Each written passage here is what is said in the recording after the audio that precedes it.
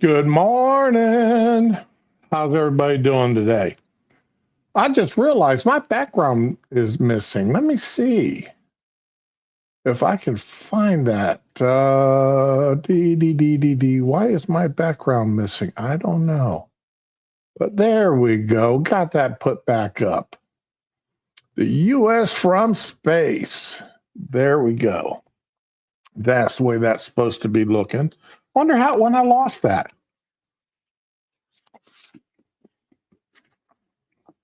Was that missing yesterday? Interesting. Oh boy.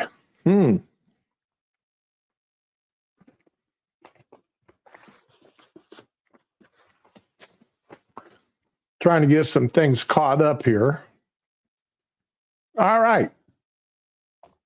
It has been an interesting couple of days here. We've got some more things here that's happened in the past that I wanted to talk about, but I've only got so many hours in the day. And I've got things I need to do. So let's take a little trip down memory lane here, just a couple of weeks back. Okay, here we go. All right. Do you remember this at the New Jersey detention center? And all these Democrats decided that they were going to demand that they be allowed in there. I am a member of Congress. You know, we've heard that before from Democrats. A while back, a bunch of Democrats tried to get into a postal service center. And the security guard, bless his heart, bald-headed heart, man, he stood there and just let them congressional members rail all over him. And he just stood there. Sorry, I've been told not to let anybody in that's not on the list, and you are not on the list. Well, I'm a member of Congress. I'm sorry, but you're not on the list. You can't come in. It was absolutely glorious. Now you're going to see a overweight black woman in a red outfit. This is her right over here. Pay attention to what this woman does.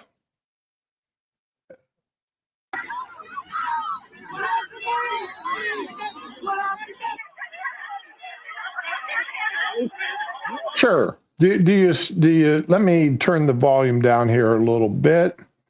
And this is her in that red outfit, that red blazer. Okay. Watch her swinging and hitting these cops, pushing up against them, you know, using her body mass to get through. There she is hitting them again, using her forearms. You know, we'll back this up. We'll watch this a few times. Nice and personal close up. You see her doing that? You know, she's just going to town on them. Then here's the coming up the overview. All right, it's real easy to see her swinging on the guy there. Okay, let's back that up. You see her? She's raised her arm and swung all on him.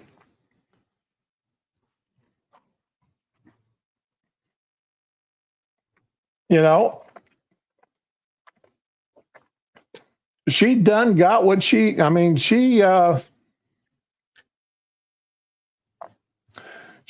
what she did. Well, then later on, Hakeem Jeffries is asked about it. Okay, and this is Hakeem Jeffries being asked about it. Questions? Yeah, thank you. Can you be more specific about what would happen if there were to be an arrest? Can you be more specific if there were to be an arrest or if there were to be sanctions against these Democrats? Let's be clear. You just said Let's be clear. You said they'll find out. Let's be clear. Right. They will find out. To the extent that they cross any red lines that have been made explicitly clear to them.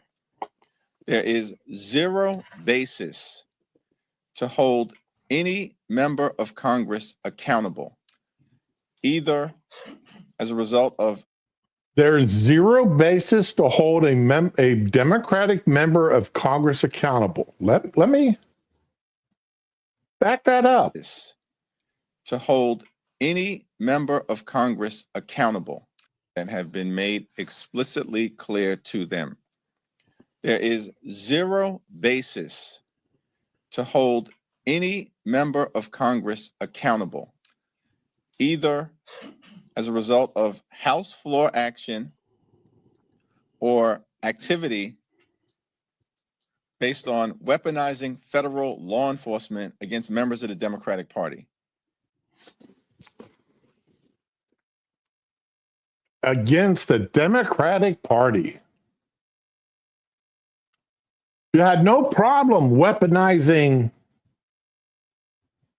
the federal government against Republicans, but how dare you even consider doing it against Democrats? You see, Hakeem here, he's used to double standards.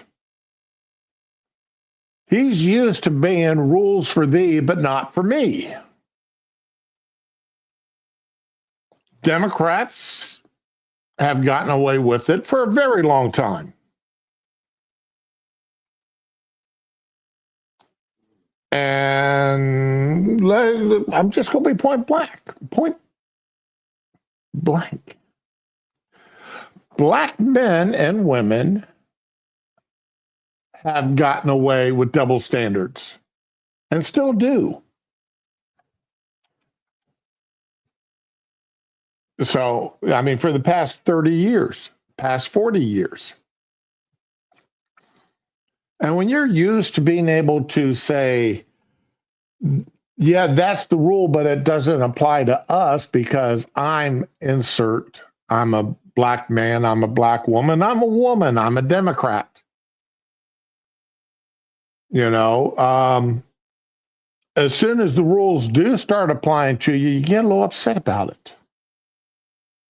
But let's There's no evidence to suggest that any member of Congress who was in Newark visiting the detention facility in Connecticut.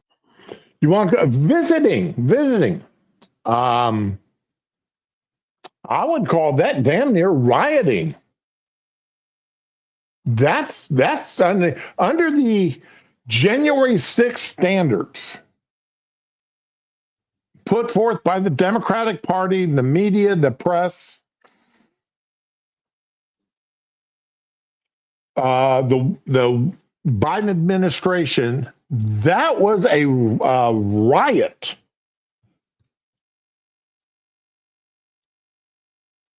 That was an attempted takeover using their standards that they put forth. Connection with their oversight authority has done anything wrong. I seem to remember when certain members of Congress tried to get in to see people who had been jailed for what had happened on January 6th, and they were denied entry into the federal facilities. They had oversight of these facilities.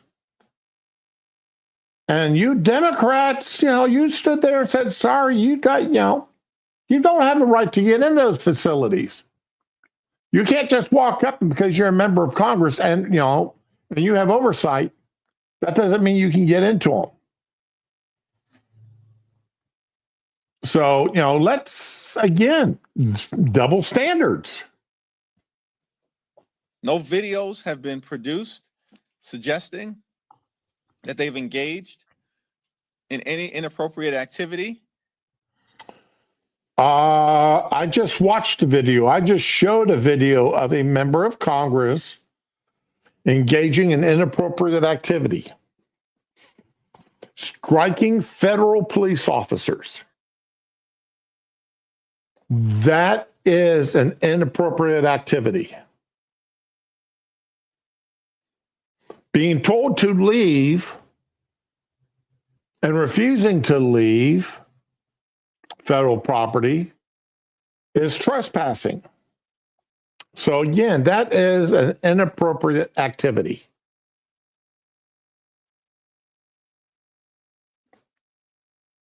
And if those videos existed, certainly they would have been put into the public domain by now. They had been. They were in the public domain. I watched them on television that night.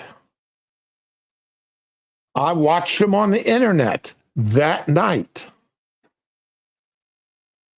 So yes, they were in the public domain. And only somebody who paid no attention to the news for 72 hours after that did not know that they were out there. What you need outside, Spanky? All right, let me get it from here. It looks like Spanky wants to go outside. And when the puppy demands to go outside, I do not want to take a chance on him urinating on my carpeting. So I let him to go outside.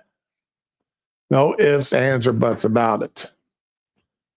Hi there, Smokey. Yeah. You good kitty. Yes, you are. Oh, yeah. You like that. Okay. You got to pay the cat tax till you go buy the cat. Because if you don't, that cat will attack you. Those videos haven't been released because they don't exist. They existed. Like I said, I watched them that night there, Hakeem. I watched them that night on the television. I watched them that night on the internet. Hey, morning, Mike.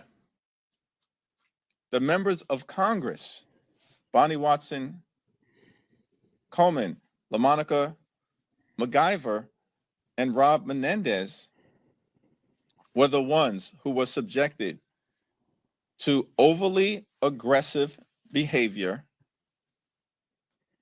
by people who are weaponizing the authority of the federal government as part of some effort to try to intimidate House Democrats. Let's go. Let me show this video again. Let me show this video again. Okay, let's go back. Let's go back. Let's go back. Who's attacking who here? Who's attacking who?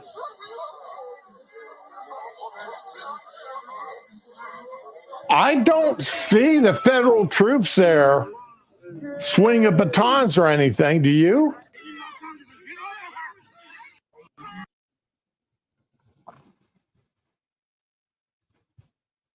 What I'm seeing are the Democrats swinging their arms and using their body weight to force the federal troops backwards.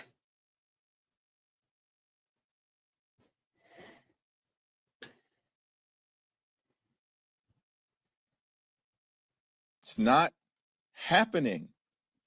They will not be successful as it relates to their efforts to intimidate us. Not today, not tomorrow, not next week, not next month, not next year, not ever. Hakeem, you're a liar gaslighting everybody. You are really trying to gaslight everybody into thinking that those Democrats at that facility did nothing wrong. it's just amazing how. Yesterday, I was saying that I wish it was a federal law that when a politician gets up at a press conference or speaking from the floor of either the Senate or the House building, that if they're caught being bold-faced liars, now there's a difference between telling a lie, like he just did, several lies, and being mistaken about something. You can be mistaken. You can actually, a little bit of hyperbole. But when you flat right say that these people did nothing wrong, and especially when compared to what you said about other people doing something on a previous situation, then you're doing nothing but lie. Well, Hakeem, let's see what you guys say now. The Justice Department has said it filed charges on Monday against Representative LaMonica McIver, Democrat of New Jersey, alleging she assaulted law enforcement officials this month at the Immigration and Customs Enforcement Facility in Newark. Now, like I said, we just watched the video. Okay. We just watched that video. And there she is in that red blazer, swinging fists, pushing her weight against them, shoving them.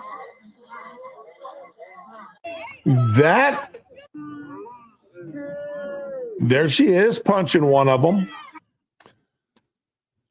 That is by any definition assault. And it's not alleged. There is video that she did it.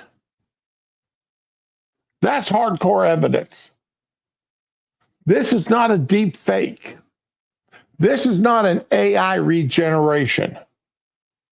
Because as I said, that video existed from day one. It was shown on the internet and on the news that night.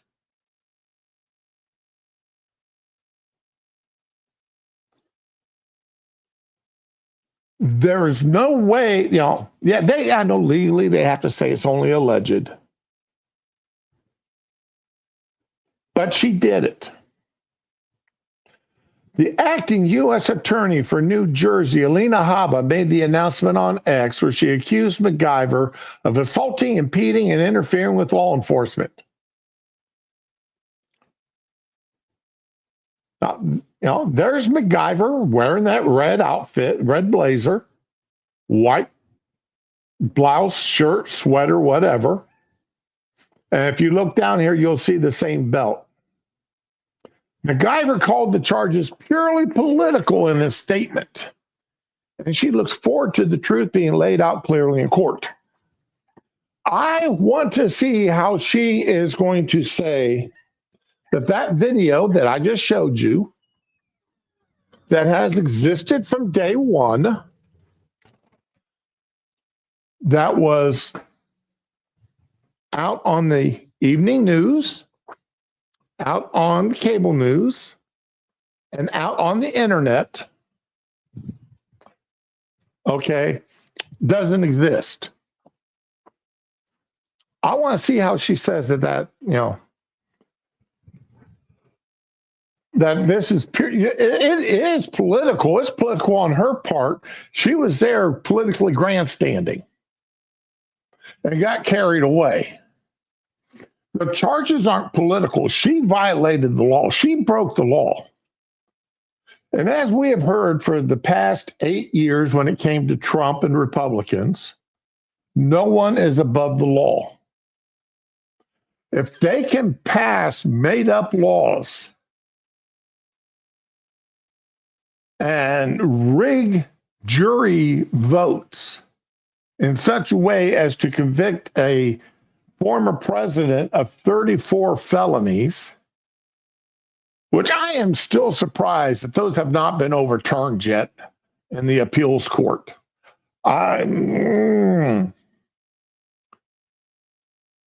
Okay, I'm surprised that the appeals process hasn't been concluded already.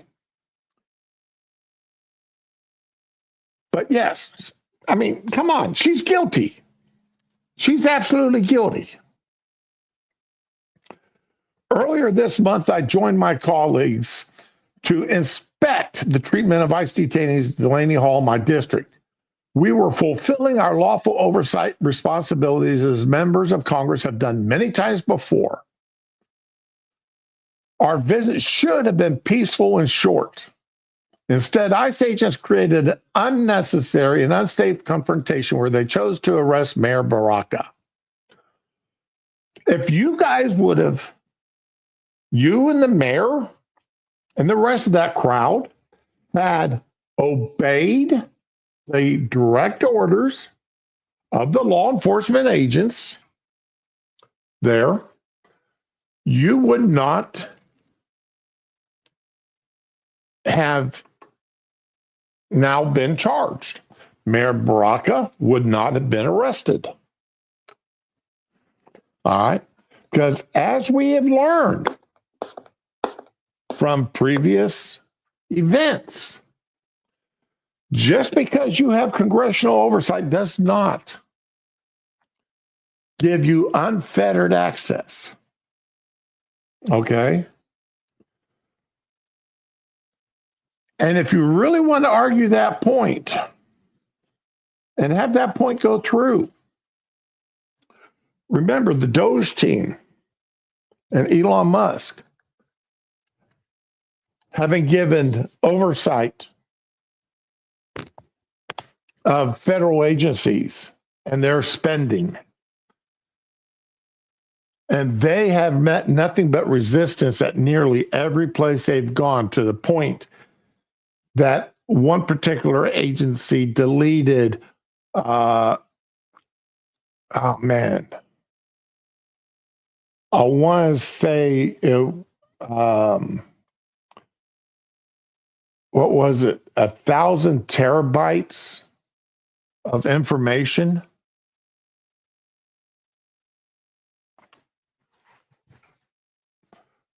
And fortunately, there was people smarter than the idiots at that agency. They were able to recover well over 90% of the information that had been deleted. So, don't tell me that you're going to say that simply because you're a member of Congress, you have unfettered access to federal installations. You don't.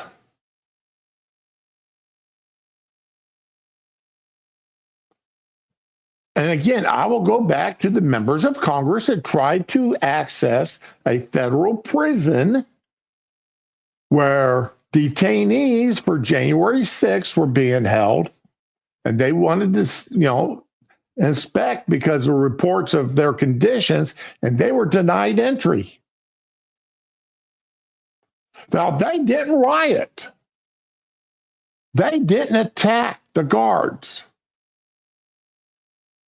Quite unlike what you did.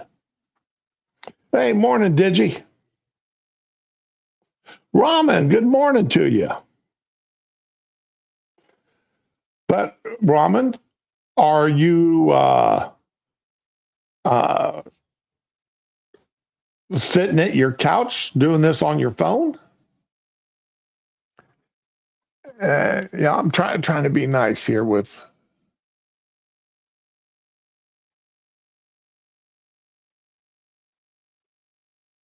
Okay. All right. I just read your DM.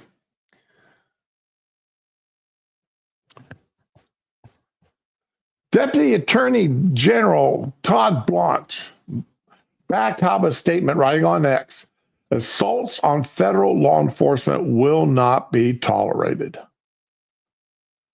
Habba also said her office dropped trespassing charges against Newark Mayor Ras Baraka, candidate for New Jersey governor, who was arrested on May 9th. The day MacGyver and two other Democrat facilities, two other House Democrats were at the facility. After extensive consideration, we agreed to dismiss Mayor's Brock a misdemeanor charge of trespass for the sake of moving forward.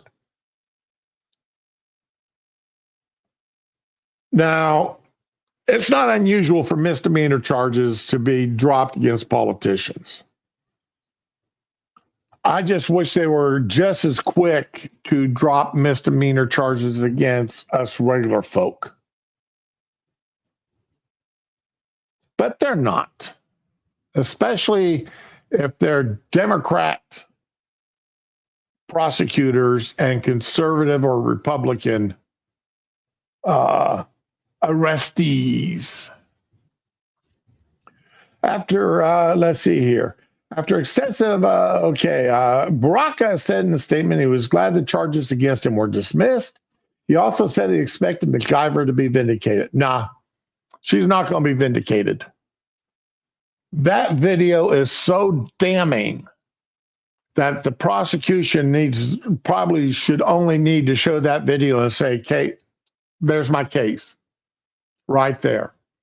You know, show that video, have a couple of the ICE agents that were, those federal agents that were hit and shoved, testify, and that'd be it. I mean, the prosecution should be no more than 1 day.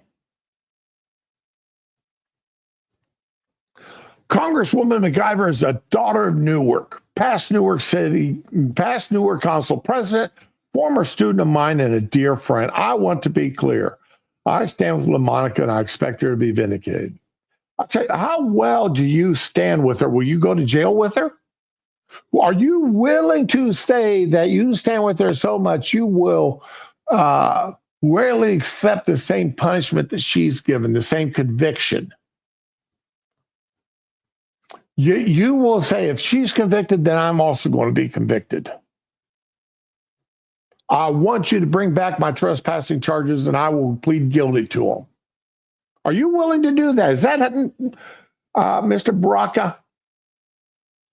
Are you willing to do that? I doubt it. Raman, I read that and I thought it said reassemble and not resemble. Reassemble a human. It's like, oh my God, who did you disassemble?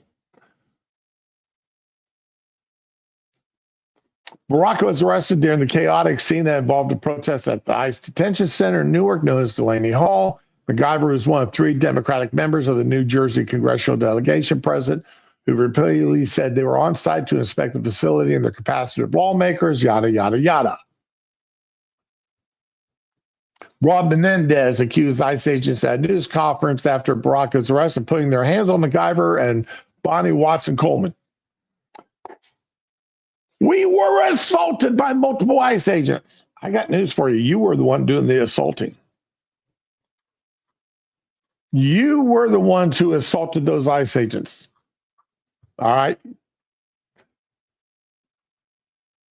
Pushing a Leo, any law enforcement officer, you push up against them, that is assault. All right. Ask the numerous First Amendment auditors who have been arrested and found guilty of assault on a police officer for doing just that. Not even hitting them, just pushing against them. You cannot push against a federal member of law enforcement. I mean, they can come up and push you all they want, but they can't. You cannot push against them. So you were not assaulted. Again, gaslighting and lying. Trump administration officials have accused lawmakers of storming into the facility. Yeah, they did. They definitely were.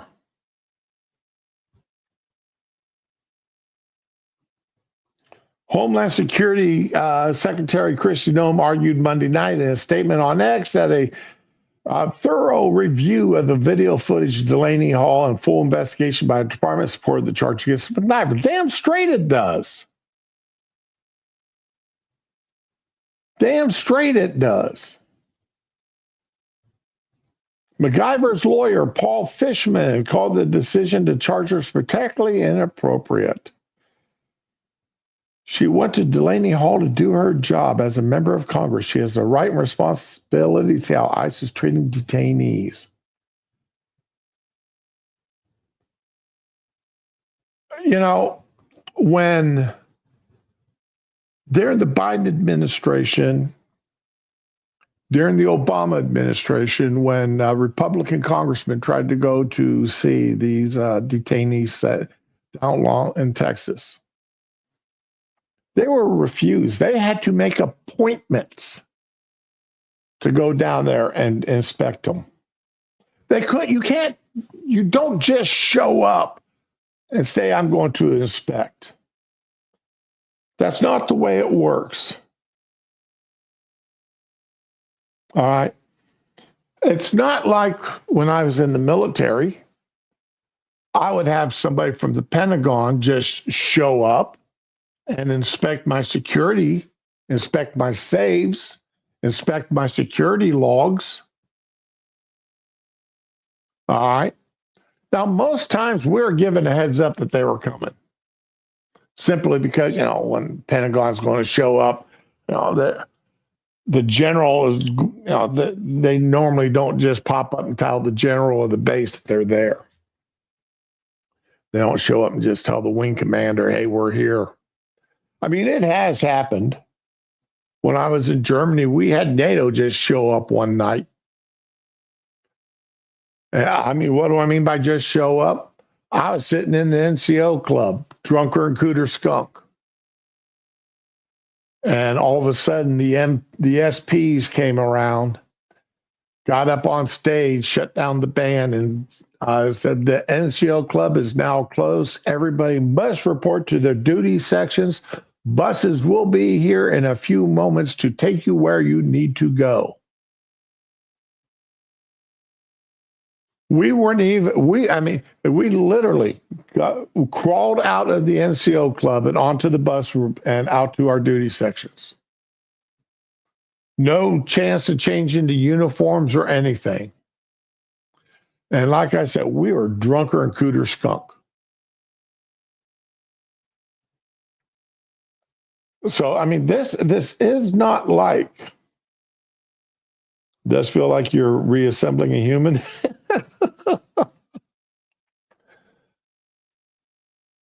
So no, you've got the right and responsibility, but there is a chain of command. There are procedures that you have to follow.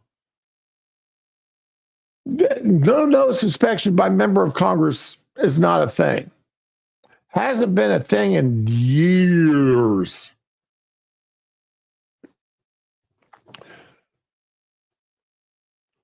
Federal prosecutors frequently use the assault charge in cases against riders who assaulted law enforcement agents on the U.S. Capitol on January 6, 2021. President Donald this year pardoned about 1,500 defendants from the attack, including some convicted of assaulting police. The Justice Department under Trump has gone after many of his detractors. Oh, I love this. Last month, it initiated a probe of Chris Krebs and Mike Taylor, two former Trump officials who disputed his 2020 election fraud claims.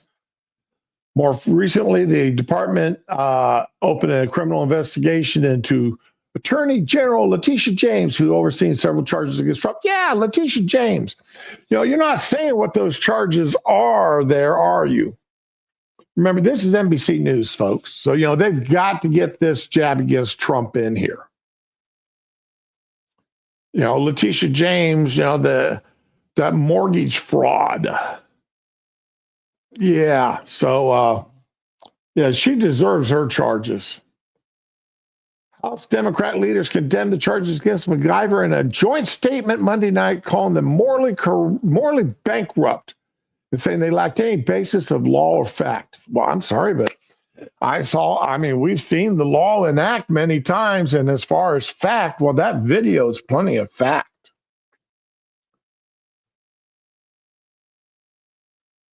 By visiting the detention center in Newark, Representative MacGyver and two other members of Congress were upholding their oath of office. They didn't assault anyone. They didn't assault anyone? They didn't assault anyone? I'm sorry here, but it's quite evident that Miss MacGyver there, is definitely assaulting that officer. You see him hit him on the shoulders. You see her hitting there somebody else. I mean, that's the definition of assault.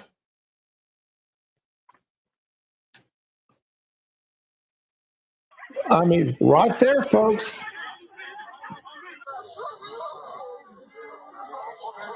That's assault.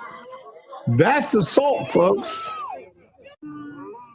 Hitting them again. There's assault. Whether you like it or not, they were aggressively mistreated by illegally masked individuals.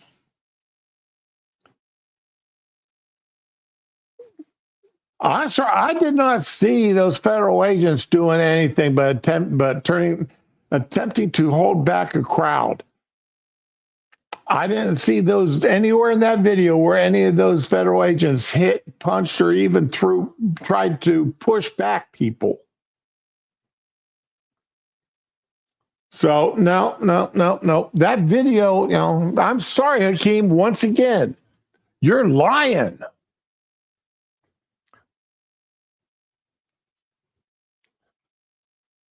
The proceeding initiated by the so-called, love it, so-called, she isn't so-called.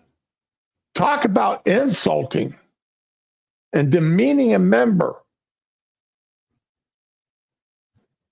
The so-called U.S. attorney in New Jersey is a blatant attempt by the Trump administration to intimidate Congress and interfere with our ability to serve as a check and balance of out-of-control executive branch. It's not intimidation when you're doing wrong. When members of Congress do wrong, it's not intimidation when the judiciary system, the attorney general goes after them. It's not wrong. It's not intimidation. Unless it's to intimidate you to follow the law, to show you what happens, that you're not above the law, and that a black woman Democrat congresswoman can't go in there and throw her body weight against federal law enforcement, punch them and hit them. When you do that, you're breaking the law. We all know that. House Democrats will respond vigorously in the days to come at a time, place, and manner of our choosing. Yeah, there's any response you give besides, yeah, she did it, and she needs to stand for it. And we need to, and the House Democrats, we need to join the House Republicans in censoring her. The House Republicans need to censor the woman, to be honest. I'm surprised MTG or someone else hasn't brought up censoring paperwork against her yet. Filed complaints at the Ethics Committee.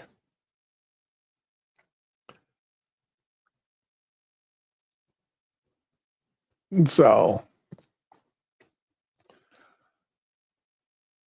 but there's that. Okay. Oh, my Lord, what a wonderful day. It feels like it's going to rain.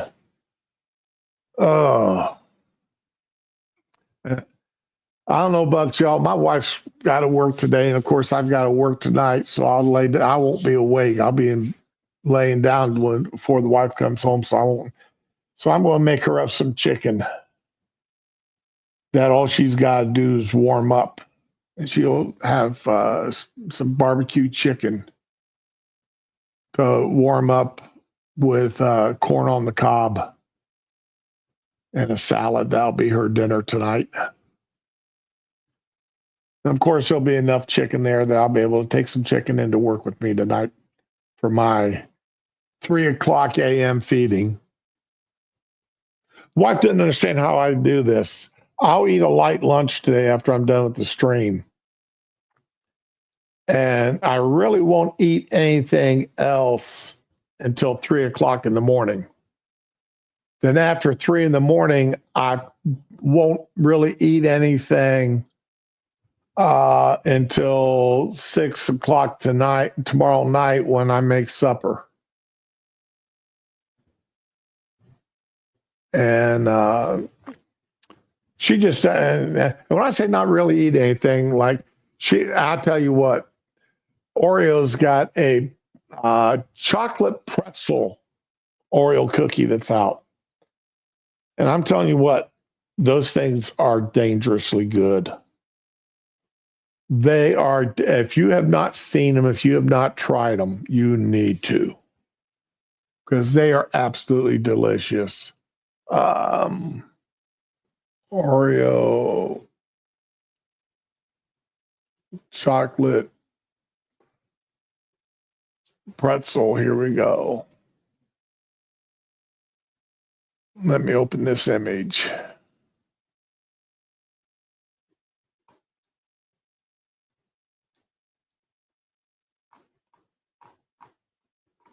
Well, okay.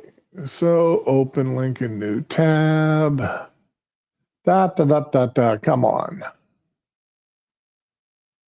All right, here we go. Do. All right, great. This is Walmart, and I'm not a Walmart. I'm not logged into Walmart. Where is it at?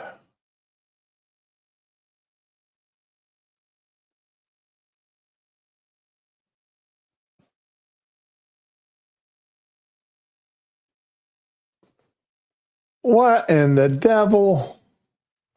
I hate this.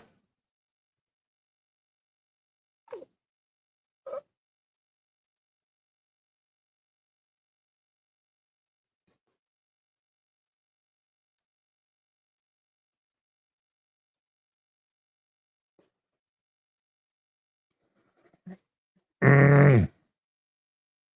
All right, let's see how long this lasts now before it disappears. There we go. Chocolate covered pretzel Oreo cookies. Those things are absolutely delicious. If you like, I'm a pretzel fan. I keep a bag of pretzels in my truck, and I will munch on pretzels too. Anytime I'm driving somewhere, I'll munch on a few pretzels. So take it from me. These cookies are good. In fact, I'm thinking about ordering about 4 more packages of them, but just stash them. So I got them for later on. Because these things are absolutely delicious. Absolutely dangerous. So ramen, have you put in your grocery delivery yet? You can add these to them. Take my word for them. These things are delicious. If you like pretzels and you like chocolate, you will like these.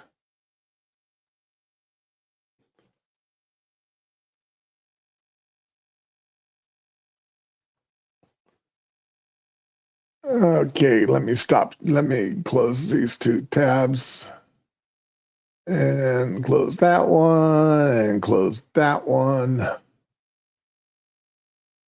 Okay, now to get to, I don't need Hakeem Jeffries up there anymore. I don't need the DOJ, anymore. And I don't need that video. And for those guys, for anybody that wants to watch that video for themselves, that I've played time and time and time again today.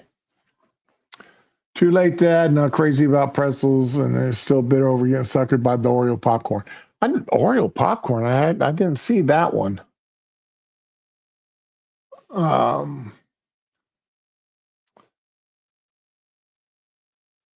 Okay, there's that. All right, now the libs are a little upset. Trump's secured. You know, they love it when Trump loses in the courts, but he just won a Supreme Court. Okay, Supreme Court lets Trump move toward ending temporary deportation protections for Venezuelans. The Supreme Court on Monday cleared the way for President Donald Trump's administration to strip temporary deportation protections for potentially hundreds of thousands of Venezuelans. Okay, now TPS protection. Okay.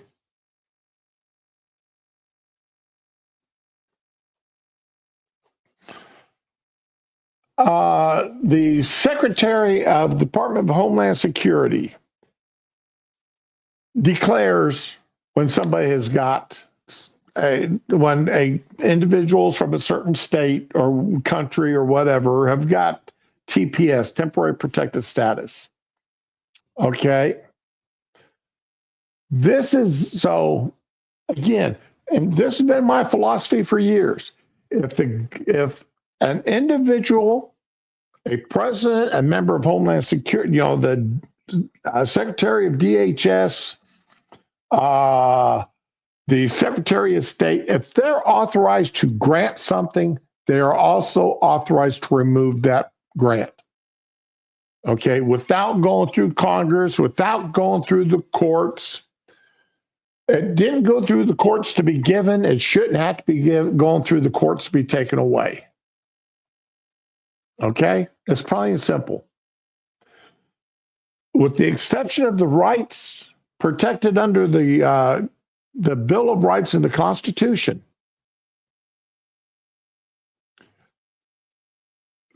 anything else granted by the government can be taken away by the government. That's why the Bill of Rights is so important, because it prevents the government from taking away those rights. Okay, and remember, it's a right to peaceably assemble. There's people out there, largely Democrats, liberals, who forget that term peaceably. They forget that word exists. I don't know why, but they do.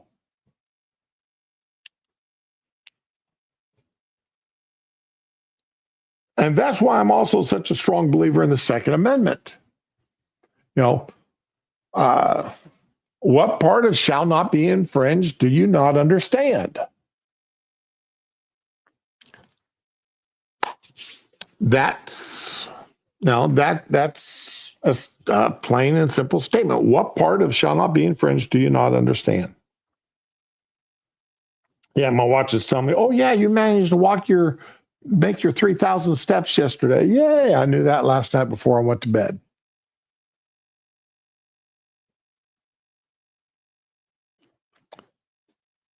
In a brief unsigned order, the majority of the High Court ruled the administration can move forward with its plans to end a humanitarian relief known as temporary protective status and move that immigration attorneys say stands to make more people vulnerable for deportation. That's right, because it is temporary. It's not permanent protected status. It's temporary. That means they have to go home sometime. We're allowing them to live here on a temporary basis, then they have to leave.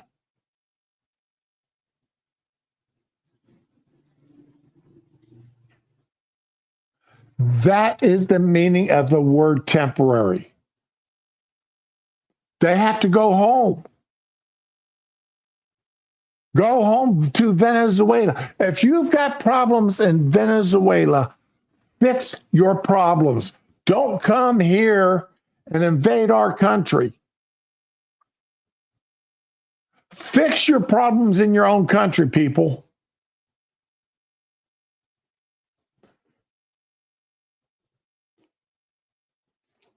I'm not even going to attempt to pronounce that name. The co-director of the Center for Immigration Law and Policy at UCLA School of Law, which represented the Venezuelans involved in the case, described the decision as the largest single action stripping any group of non-citizens of immigration status in modern U.S. history. Good. Good. I'm going to keep saying this. Remember, congressional representation and electoral college votes is not based upon U.S. citizens, unfortunately. The courts have ruled that it's not based upon U.S. citizens. It is based upon people, and that includes those who are here as non-citizens legally, and those who are here illegally.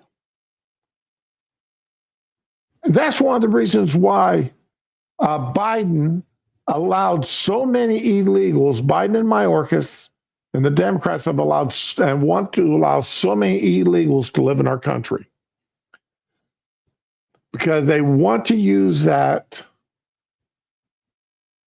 to throw power to them, to their districts.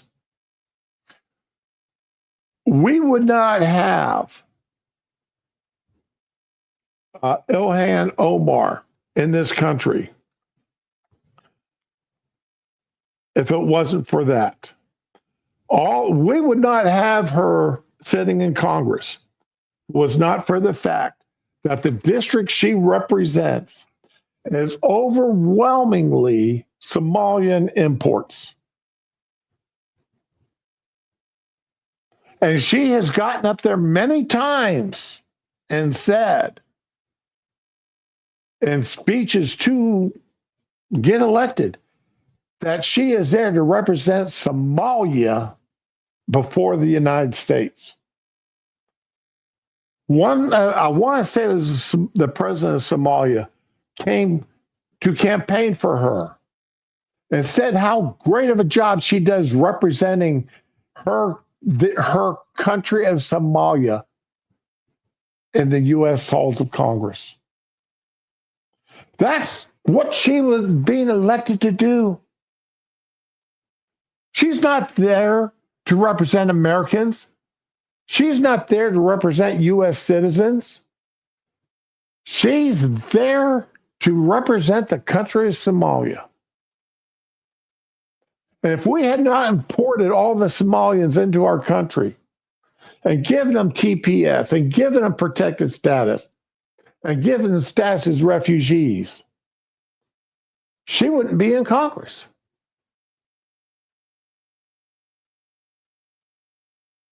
She would not be there. And that would be one less vote for the squad.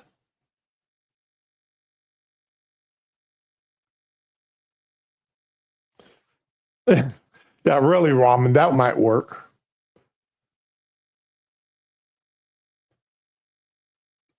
But in the encrypted second paragraph in the order, the court noted it wasn't weighing whether the administration could revoke work authorizations and other benefits of TPS have already been issued after the Biden administration extended the status in January. It was not immediately clear how many people received those benefits or how the decision would apply to them. The court's ruling is also unlikely to be the final step. The case will now go to the 9th U.S. Circuit Court of Appeals, which will review the underlying decision the Trump administration has made to revoke TPS status for Venezuelans. Why is this going before the courts in the first place? The courts should have refused to hear, saying this is an administration issue. The courts do not have jurisdiction. If the courts did, if it did not have to go through Congress and become law, then it should not have to go before the courts. It never went through it, and Congress had nothing to do with it. The courts had nothing to do with it. This was a decision granted by the executive branch. The executive branch should have the authority to revoke. The executive branch, Joe Biden, extended the protections. He didn't go ask for permission from anybody. He just did it. Why should Trump have to go through the courts to revoke it? And remember, we are not talking about U.S. citizens here. We're talking about immigrants. But immigrants who are taking from our Medicare system, from our welfare system, from our SNAP system. Their kids are going to our schools.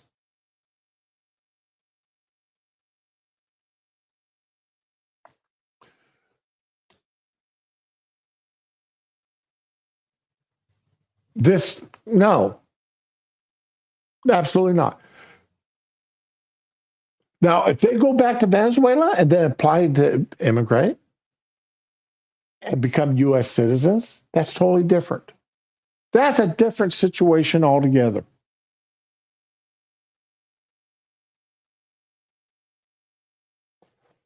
But these people have been here long, not, under TPS, they didn't have to worry about becoming U.S. citizens to gain benefits. It was just granted to them. They didn't have to undergo real background investigations. They just came across the border.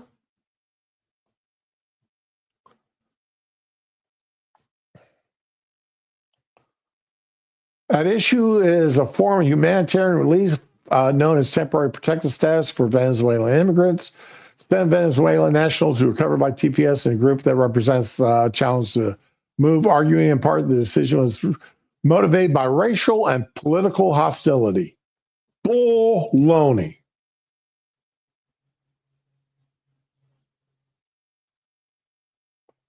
Baloney.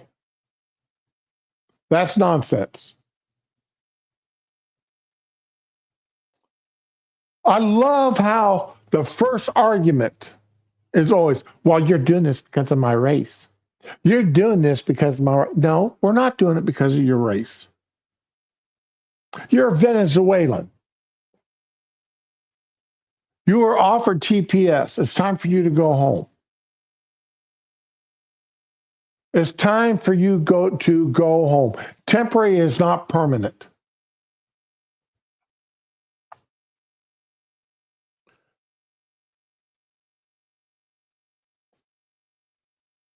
Earlier this year, Homeland Security Secretary Kristi Noem moved to end TPS status for Venezuelans, with more than 300,000 Venezuelans in the U.S. set to lose those protections in early April. Another 250,000 who arrived before 2023 are scheduled to lose their status in September.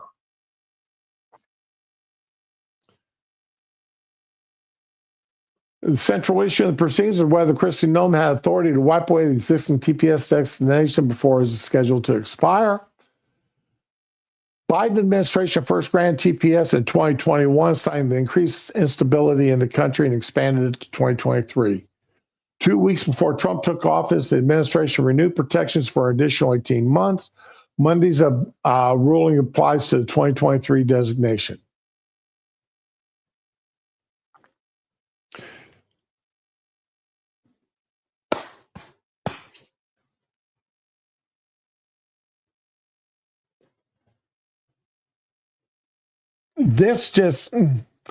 They also argued that Noem's decision was motivated by racial and political bias. Again, the Trump administration are nothing but a bunch of racists, and anything they do we don't like is because of our race. That's just the way it gets played every time. Every time. Now, he recently allowed some 17, was it 17 people from South Africa, refugee status in the United States? Well, considering that the president and other political leaders in South Africa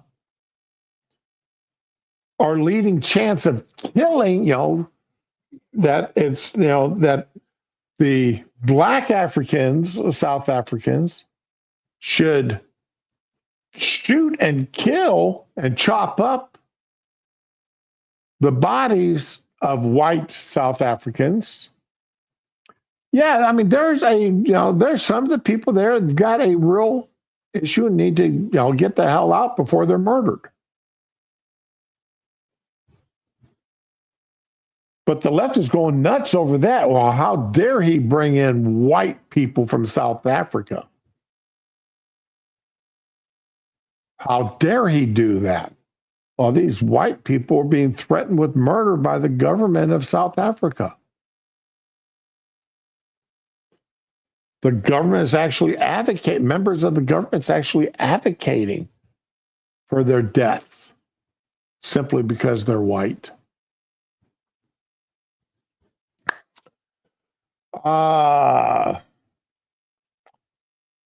U.S. District Judge Edward Chen, nominated to the bench by Barack Obama, described Venezuela as a country so rife with economic and political upheaval and danger that the State Department warned against travel there. Okay. It's dangerous for Americans to go to Venezuela. Stay the hell out of there. Due to the high risk of wrongful detentions, terrorism, kidnapping, the arbitrary enforcement of local laws, crime, civil unrest, and poor health infrastructure. Americans, U.S. citizens, stay away from Venezuela. Those people need to get their act together. Stay away from there. It's a danger for you.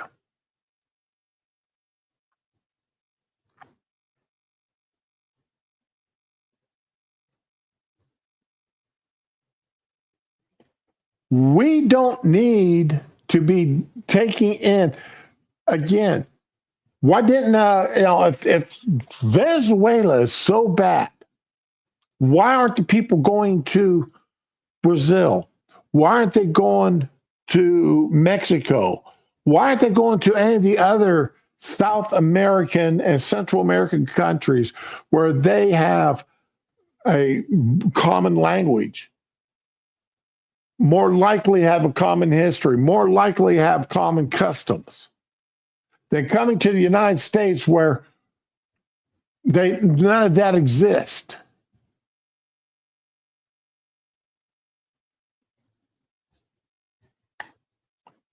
We're $36 trillion in debt. We don't have the money to be nanny to the entire world.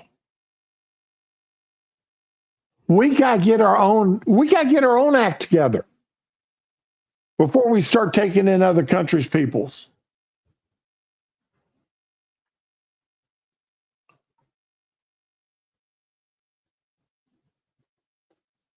Yeah, is it nice living in Venezuela? No, it's not nice. It's not a pleasant place to live. But let the Venezuelans get their act together.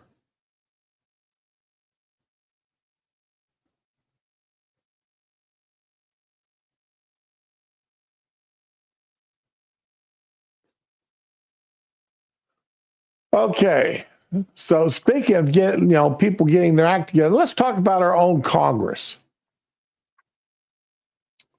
All right. The big, beautiful bill is going before the full House for a vote, and it'll be going up to the Senate. Okay. And one of the things the left is going to be raising hell about some cuts that they've got going to Medicare.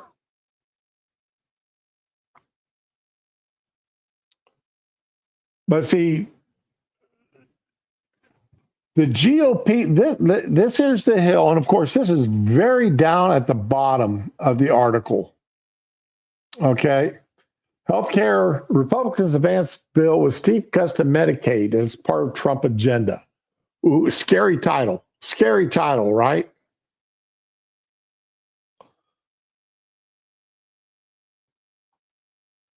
But let's take a look at what the Hill says it actually does. The GOP plan calls for states to impose work requirements on childless adults aged 19 to 64 with certain exemptions. It puts a stop to the longstanding practice of states levying taxes on health providers to pay for their Medicaid programs and to boost their federal match. It would penalize states that pay for Medicaid for those who entered the country without authorization. It also codifies changes proposed by the Trump administration to shorten the Affordable Care Act's open enrollment period, among other things. The provisions could result in 10.3 million people losing Medicaid coverage by 2034 and 7.6 million going uninsured. All right.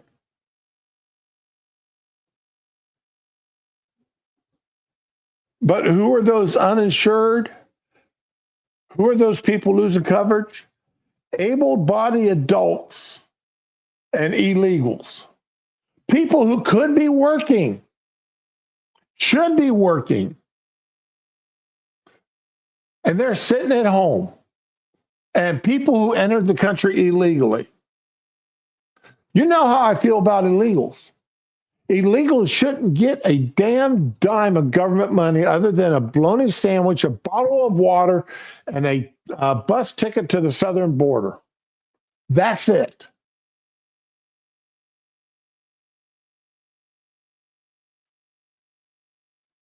That's all they should get.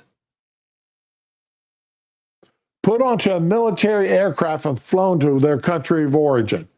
Gather up the Venezuelans, fly them to Venezuela, drop them off. Oh, Venezuela won't let the aircraft land? Fine. Put them in parachutes and drop them out the door. Now, I don't really mean that, but let them leave. Oh, they came in through the southern border, then let Mexico have them back. Mexico allowed them to cross their borders and come to our border, let them go back. End of conversation. And if you can be working, you should be working. Our priority remains the same: strengthen and maintain Medicaid for those whom the program is intended to serve: expectant mothers, children, people with disabilities, and the elderly.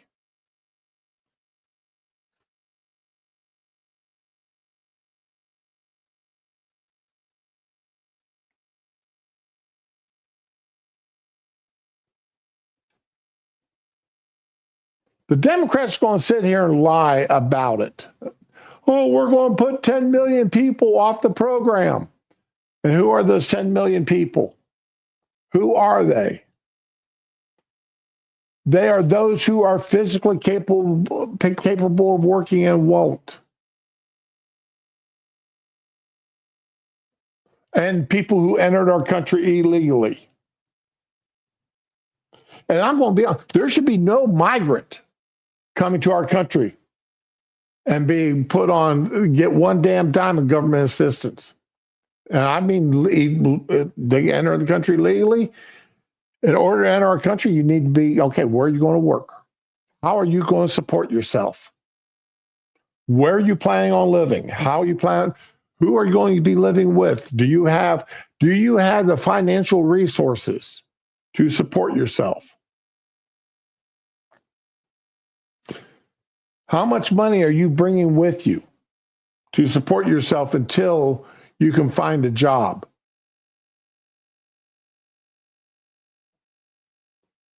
Where are you planning on living? How do you plan on paying for a place to live?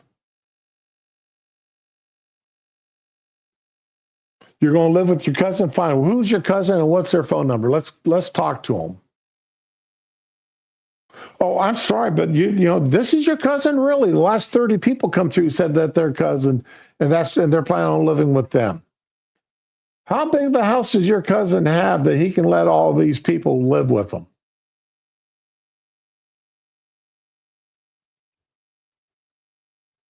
These are all things that should be done to every person that wants to legally immigrate into the United States and stay here. And sorry, if you cannot show that you've got, one, the money to sustain you until you find a job and you start working, and that includes buying your food and having a place to live, sorry, you can't immigrate. Visa refused. You can't support yourself. Oh, you're using this cousin house address as a place you're going to live, but your cousin's got 20 other people there? Sorry, no, that's not going to work. Your cousin can't have 30 people living with them.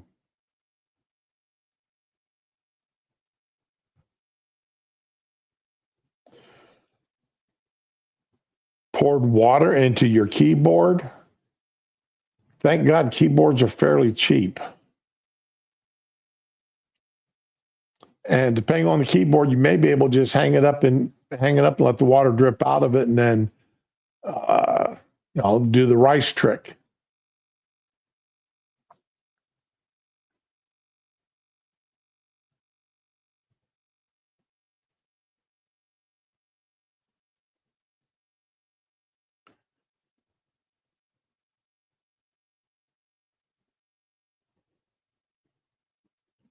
Let's see here.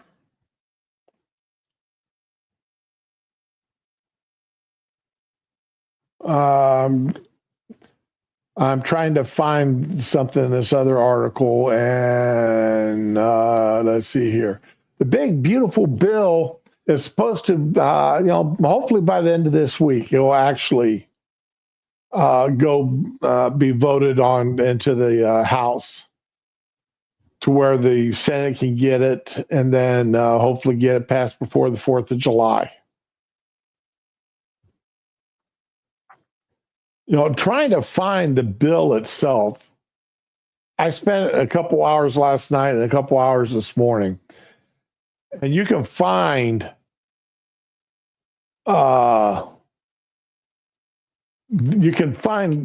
everything talking about the big, beautiful bill, but to find the bill itself has been rather difficult.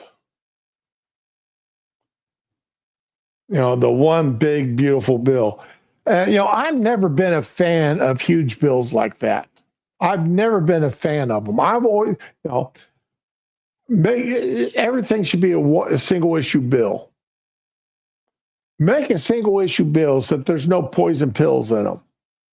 Either the thing itself, because the Democrats love loading, here's a bill that's going up to help the American veterans. Okay. And then along the side of that bill, inside of that is something about, it's a $2 billion bill for veterans and, for housing and medical care and such. And then buried in that bill is a couple of lines giving $8,000 for illegals. Well, of course, the Republicans are going to kill that bill. And the Democrats, look at what the Republicans did. They killed this bill to help veterans. Veterans, the Republicans don't care about you. Look what they did. They're not telling you why they did it. The media is not telling you why they did it. They're not giving the Republicans airtime to sit there and say, the reason we vote against this bill is because the Democrats slid in $8 billion for housing for illegals. They don't tell you that. The headlines is Republicans kill VA bill. So that's why I want to get away from these huge bills. I personally want to see every bill being single issue.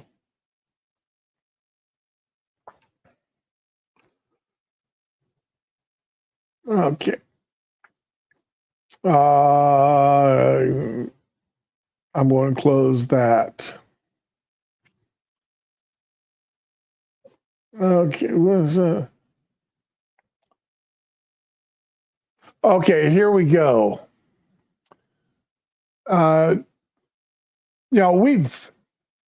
If you have not seen or heard of the video of Ben Hur's, I love that.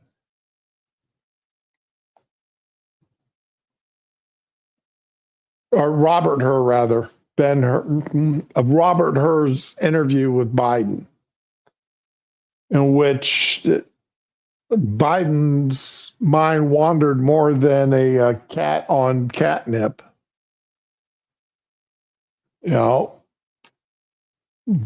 There's been a lot of questions about this. And who knew what when it comes to everything dealing with Biden? Who knew how bad he was? How did this get covered up?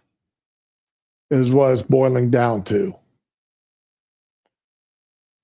And it's really a good thing that these investigations are going to start happening. Because there are some people, if for no other reason, we should know never to trust them again to tell us the truth. The House Oversight and Accountability Committee will be holding hearings on suspected cover-up. There is no suspected cover-up. It's not suspected. There is definitely a cover-up surrounding former President Biden's cognitive functions and auto pen usage in office after audio surfaced this week of his 2023 interview with Special Counsel Robert Hur. Clearly from that interview, which was many, many months prior to the heavy use of the auto pen, Joe Biden was not capable of making decisions. He wasn't coherent. Representative James Comer, who chairs the committee, said in an interview on Fox News Hannity. A transcript of Hur's two-day interview made public last year, but the Biden White House blocked the Justice Department from releasing the audio recording.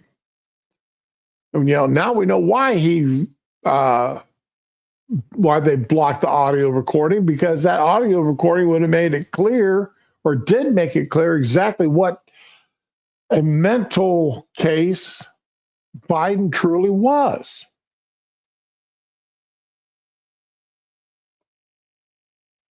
Biden had no clue what the hell was going on in his world. Hur closes investigation into the former president's handling classified documents, concluding he was a well-meaning elderly man with poor memory. He was being remarkably nice when he said that.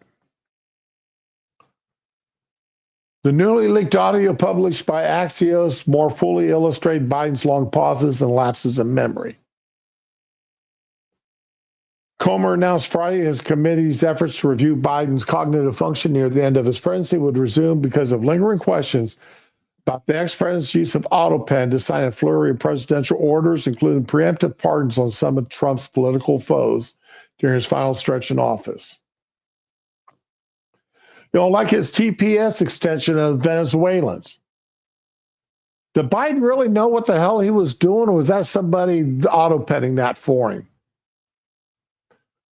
Everything that Biden signed his last year in office should be questioned as to whether or not he actually signed it, whether or not he actually knew what he was signing. There's a recent incident where a congressman was asking him about Biden's signing a document banning the exportation of LNG, liquid natural gas. And Biden said, "Oh yeah, I signed that. It was to investigate it. It wasn't to invest." And the congressman looked at him like, "No, it was a ban."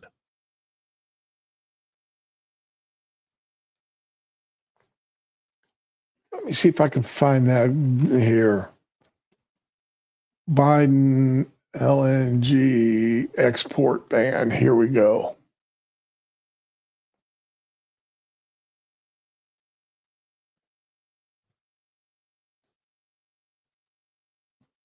And I'm trying to find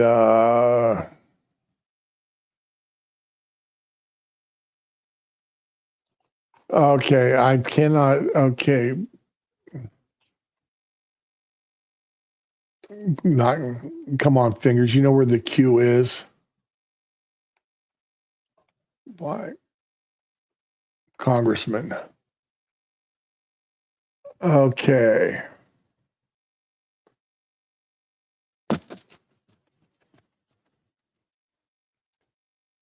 Was it Higgins?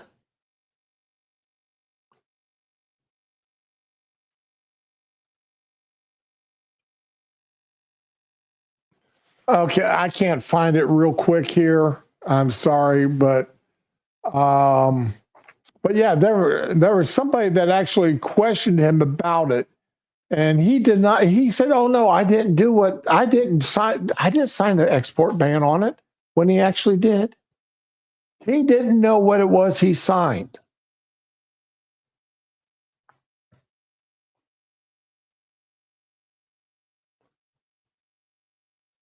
So everybody, I want to see this. I want to see this testimony. The oversight panel wants to hear from top Biden aides Annie Tomasini, Anthony Burnell, and Ashley Williams. It has requested a transcribed interview from former President Dr. Kevin O'Connor. And Kevin O'Connor needs to be questioned about when he knew or suspected about Biden's prostate cancer. Was it back in 2023 when Biden did that speech where he said, "I and other Delawareans have cancer"? I showed that video yesterday. And he said back in 2023 that he had cancer. Or was that just an old man rambling again?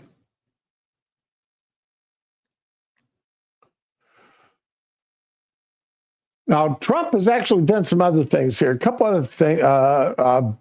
Trump signed a Take It Down Act into law yesterday. Okay. And here is an article on how to use it.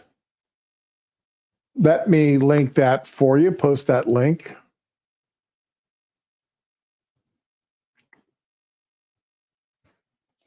Okay, and we'll go over this because this Take It Down Act is pretty serious. I like it. And it's something that should have been done a long time ago. On Monday, President Donald Trump signed the bipartisan Take It Down Act, which criminalizes the distribution of non-consensual intimate imagery, including AI-generated deep fakes and so-called revenge porn. In addition to creating federal-level criminal consequences, the new law requires online platforms to implement a request and removal system where victims of image-based sexual abuse can have their pictures taken down within 48 hours. Now, 48 hours is too long, honestly. 48 hours is too long because in 48 hours, we all know once it's up on the internet, it's there forever. That's something I had a hard time getting through my son's head when he was young, when he was 17, 18 years old. Once it's out there on the internet, it's up there forever. Why? Because people copy it, people download it. All right. Somebody takes a nude picture of your mother You know, you're 13, 14, 15 years old in school and somebody gets a nude picture of your mother. Next thing you know, every kid in your school knows what your mom looks like naked, or your sister, because they posted it on the internet. They emailed it out to everybody. They put it in Snapchat. They put it up in Tumblr. They put it up on, wherever.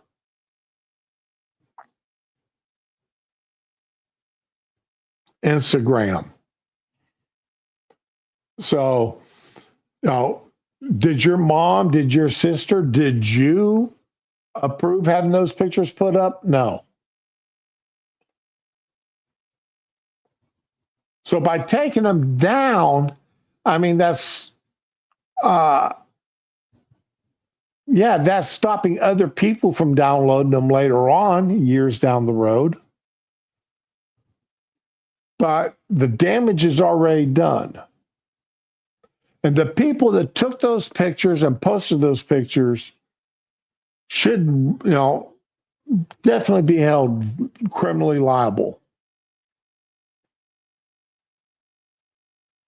The House and Senate sent the measure to the president's desk with near unanimous approval. Ted Cruz, the Texas Republican who chairs the Senate Commerce Committee, championed the bill after one of his teenage constituents was victimized by non-consensual deep fakes. It's been the main legislation that First Lady Melania Trump has weighed on since her husband returned to office. Democratic Amy Klobuchar of Minnesota and Republican Representative Maria Shazar of Florida and Democratic Republican Madeline Dean of Pennsylvania led the bipartisan push for the bill. So, I mean, something like this, yes. Well, thank God. I want to know, because it says it near unanimous. I want to know who didn't vote for it. I need to look that up. Teenage activists Elliston Berry and Francisca Manny, both victims of non-consensual deepfakes, appeared at the roundtable hosted by the First Lady to advocate for the bill in March. Okay, when does it go into effect? It goes into effect immediately. Online platforms have 1 year from the signing of the bill to create a process which facilitates the removal of non-consensual intimate injuries. Okay.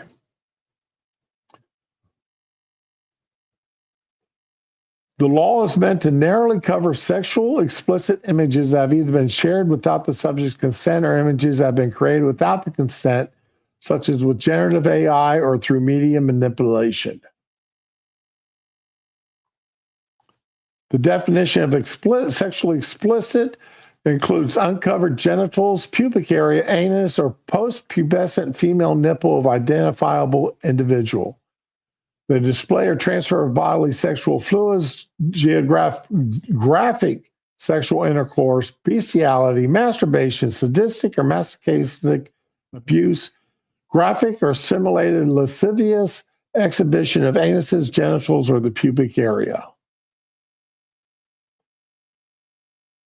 Synthetic images or digital forgeries, such as the bill labels them, must be of an indistinguishable from authentic visual depiction of identifiable victim or individual. The definition is tailored not only to apply digital forgeries, even ones that seem to be explicit on the surface. For instance, advocates have pointed out the viral fake video of Trump licking Elon Musk's feet wouldn't necessarily qualify for removal or prosecution under Take It Down Act.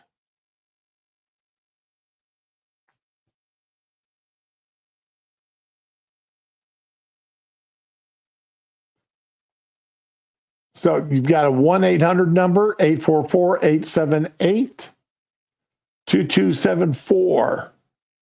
The Safety Center also maintains a list of experienced attorneys and individual state laws. As of May 2025, all states in the District of Columbia have some law banning image-based sexual abuse, though there are significant variances in the circumstances.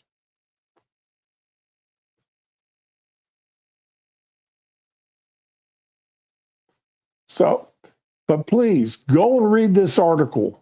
I provided a link to it. Read this article and get this, and make yourself safe. You know, family, friends, mothers, sisters, daughters, brothers, sons. I mean, it's not just women that this happens to. It happens to men and boys also.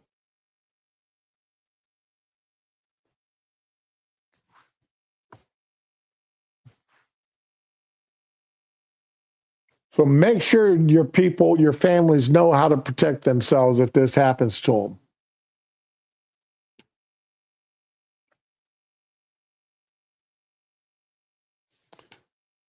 You know, them nudes I found of Ramen on the internet, you know, they were deep fakes because I know Ramen would never pose nude.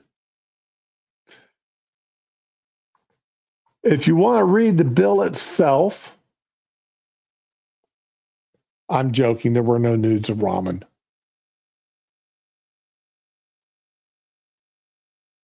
Here is a link to the bill itself. I tell you, trying to find the actual text of the bill was a pain in the butt. You know, they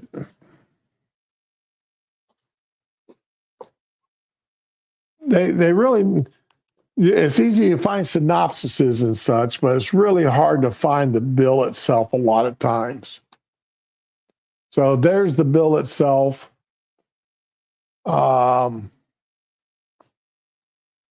Oh crap, no, that's the summary. I'm sorry, guys. Here's the bill. And let me delete that comment.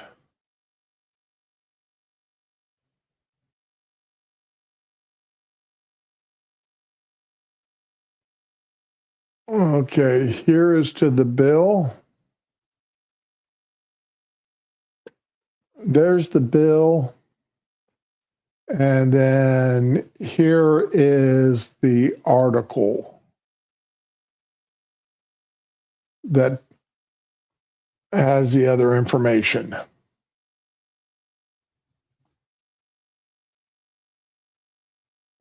Yeah, Neil, I know they're posted on the government website, but when you're doing the searching, a lot of times the easiest links to get to are summaries of the bill, not the actual bill itself. For some reason, you know, I mean, you go to the House and you click on the links at the house.gov, and you don't get taken initially to the bill itself. You get taken to summaries. And the summaries are fine sometimes, but most times I'm wanting to read the actual bill. It's like trying to find the actual bill itself for the big, beautiful budget bill was a royal pain in the butt this morning. It shouldn't be that hard, but it really is.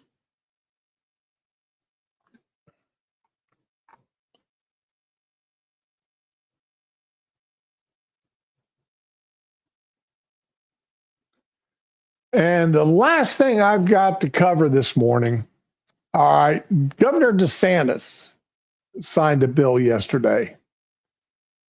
And, I never thought about this, even though I've seen it happen time and time and time again, where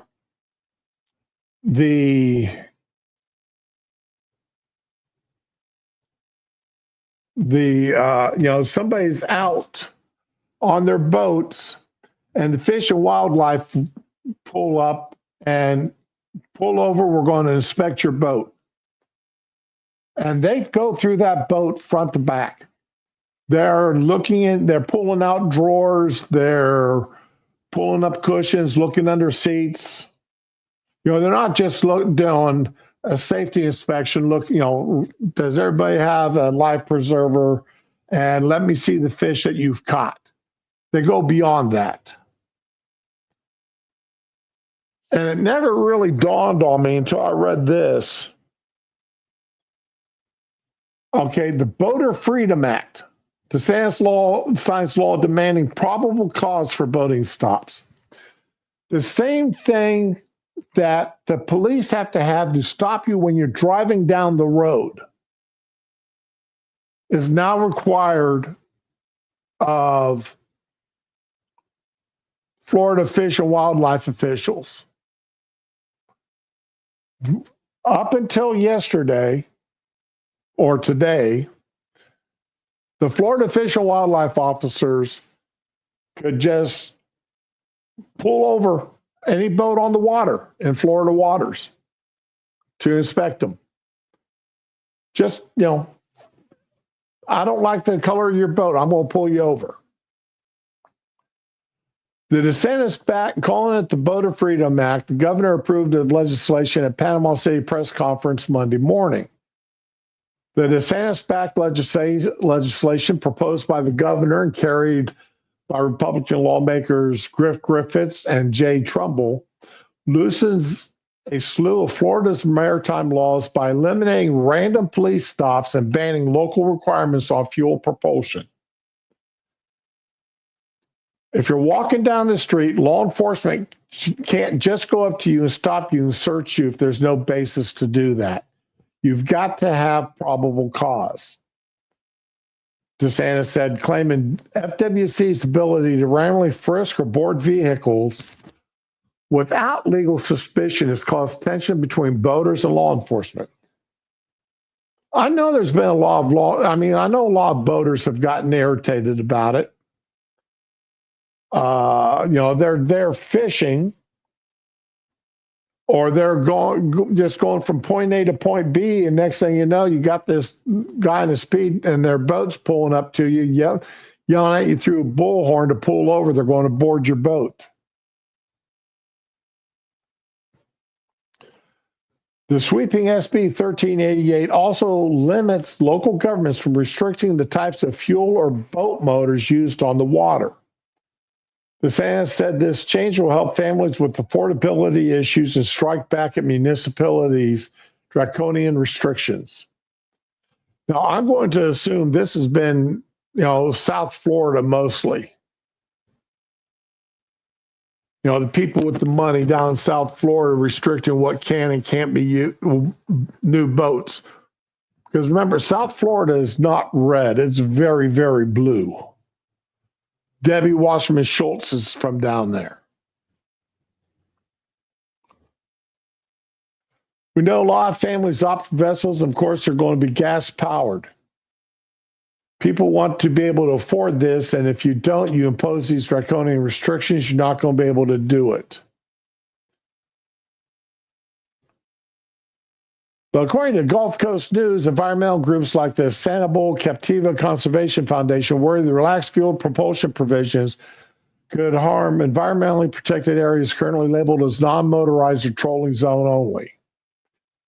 Gas-powered motors can't be driven through those areas.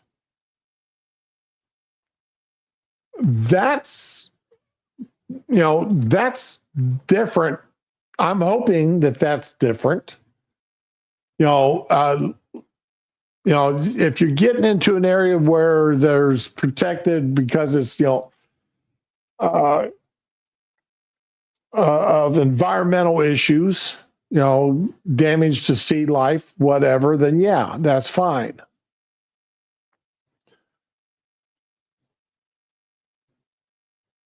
The new law creates a new safety inspection decal program, authorizes funding for new parking slots for boat hauling vehicles, and allows FWC to establish new springs protection zones and bans FWC from issuing a fishing license to commercial fishing vessels owned by any alien power. We have had a problem with China buying commercial fishing licenses in Florida. So And there's when it comes to China, there's a lot of issues here in the country, states passing laws or trying to get laws on the books to stop, foreign companies, foreign countries from buying property, especially when they start buying up property next to military installations or power plants and such.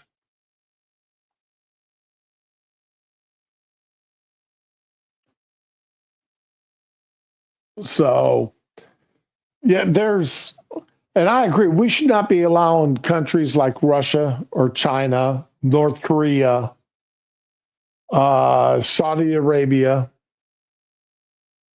most of the countries in the Middle East from buying up property in the United States. I don't think any country should be allowed to buy up property in the United States. As far as I'm concerned, all property in the United States must be owned by a U.S. citizen or a U.S. based company. Yeah, foreign countries. Yeah, it irritates me too there, Neil. That bothers me beyond no end. We don't need to be having foreign entities owning large swaths. I'm even upset with people like Bill Gates owning millions of acres of property.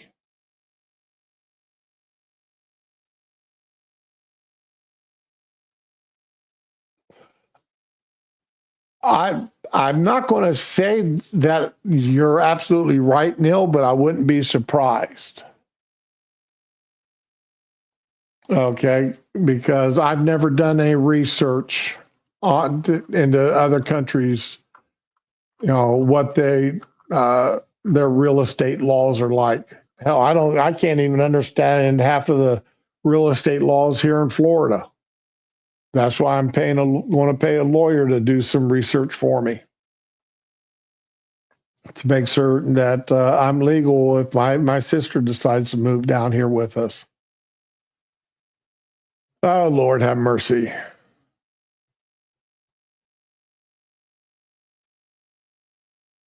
Hey, Spoonie, good morning.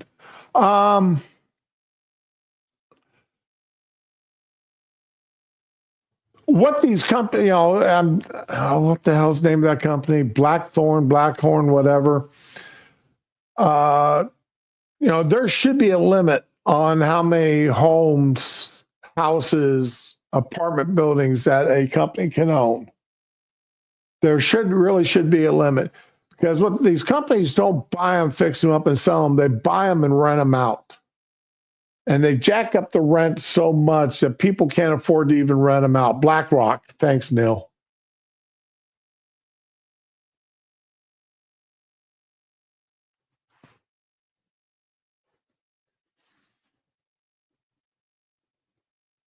I've got a lot of problems with that also. So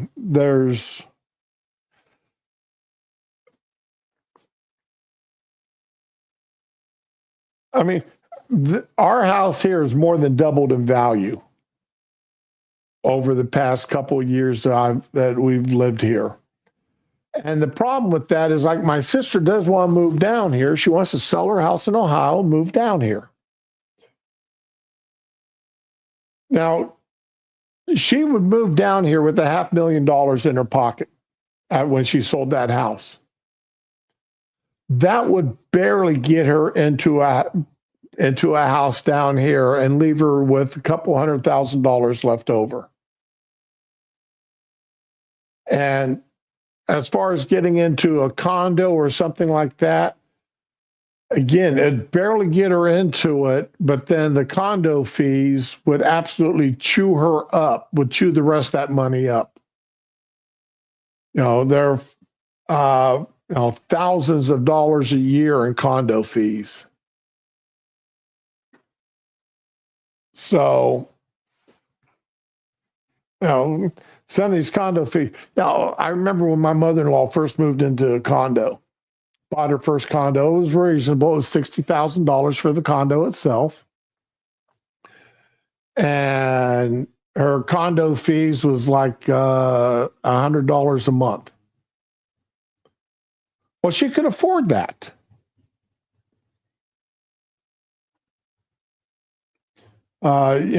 She had the money to pay cash for her condo. She didn't have to borrow any money. So she paid cash for the condo. The $100 a month, she was working, and, the $100 a month, and, she didn't have to worry about upkeep or anything.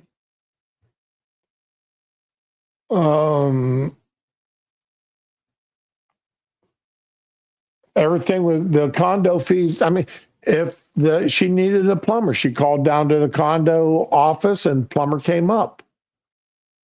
If she needed an electrician, she called down, electrician came up. They had maintenance people there that handled stuff inside. And that was part of that $100 a month fee that she paid. And it was that wasn't bad. I mean, a single woman in her 60s, that wasn't bad. It was very affordable. She lived a good life there. And she'd been there about 10 years, and then all of a sudden the prices started going up. The condo fees started going up. Then it hit instead of just being $100 a month, it hit $500 a month. Well, that started chewing up over half of a paycheck. She started paying a quarter of her pay into condo fees. It no longer became worth it. Now, she sold her condo. The condo wasn't worth much more. I think she got like $85,000 or $90,000 for it. So yeah, it went up about 50% over the 10 years she lived there. And she bought she bought a mobile home in a community that you had to be 60 years old to move in. And again, her condo fee, her fees for living there, which basically did everything that did over the other place, was $200 a month. So it was a third of what it was at the condo.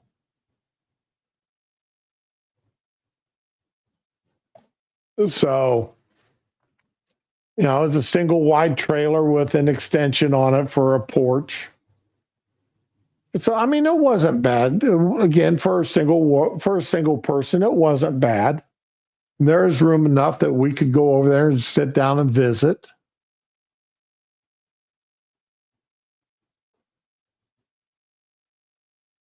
But that's because of the extension they put on it. Hey, morning, Data.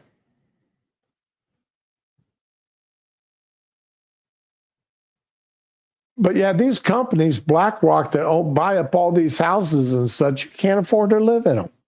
You just can't. And they make a ton of money on rental fees. And from what I understand, they don't do hell. I mean, it takes an act of God to get them to come out and do repairs.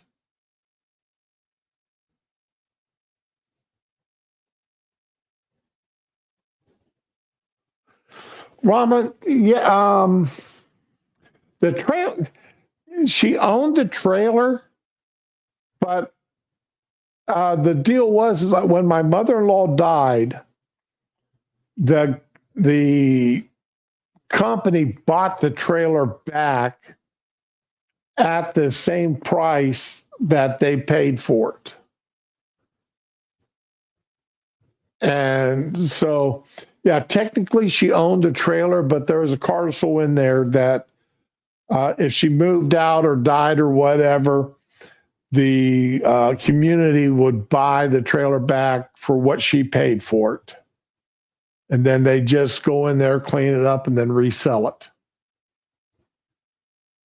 And no, that included the land that it was on. This was a community of nothing but retirees. The trailers were already there. Everything was already set up. And you just moved in. And you could get them furnished. You could get them unfurnished, whatever you wanted.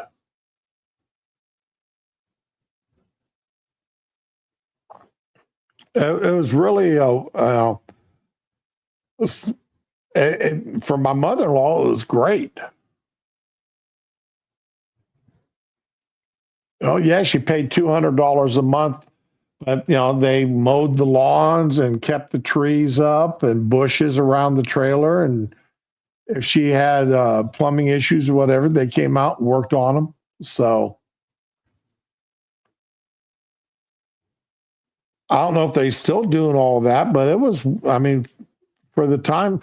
And again, though, like I said, if you couldn't move grandchildren or anything like that in there, no, anybody that lived on property had to be at least 60 years of age.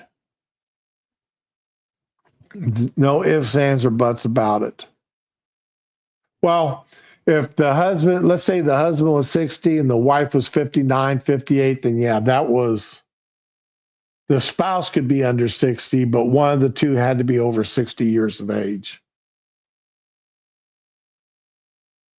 But yeah, it was a decent setup.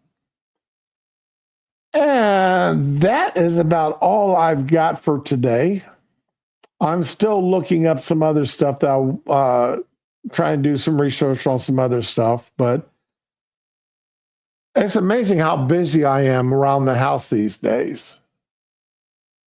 When I went into this semi-retirement mode where I only work one night a week, I'm sitting going, oh man, I'm going to have all kinds of time to game and everything else.